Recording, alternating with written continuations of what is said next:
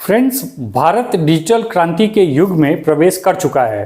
पिछले कुछ वर्षों में देश में मोबाइल उपयोगकर्ताओं की संख्या में तेजी से वृद्धि हुई है।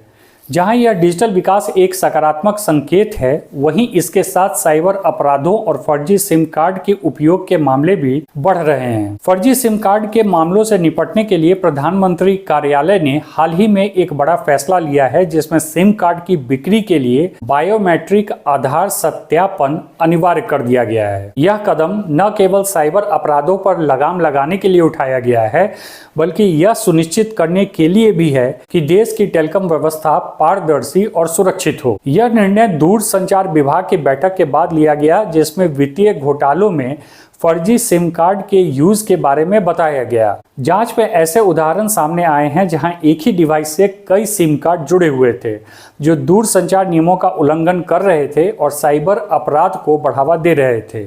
फर्जी सिम कार्ड का उपयोग न केवल धोखाधड़ी बल्कि आतंकवादी गतिविधियों, अवैध वित्तीय लेन देन और साइबर अपराधों के लिए किया जा रहा है। यह देश की सुरक्षा के लिए भी बड़ा खतरा बन रहा था।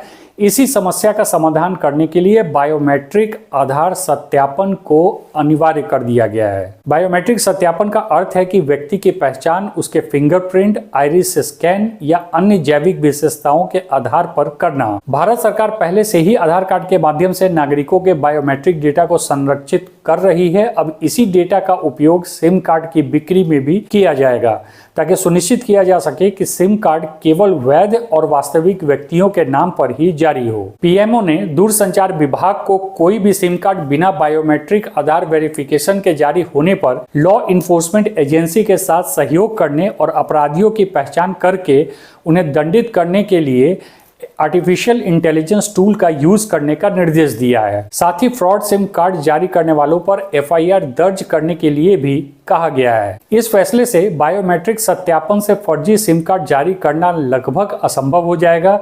इससे साइबर अपराधियों को सिम कार्ड के जरिए अवैध गतिविधियों को अंजाम देने में कठिनाई होगी। आतंकवादी गतिविधियों में भी अक्सर फर्जी सिम कार्ड का उपयोग किया जाता है। बायोमेट्रिक सत्यापन के जरिए ऐसे मामलों पर भी लगाम लगाई जा सकती है। जहां तक बात है ग्राहकों की, तो इससे ग्राहकों को यह भरोसा मिलेगा कि उनके नाम पर कोई और फर्जी सिम कार्ड जारी नहीं कर सकता।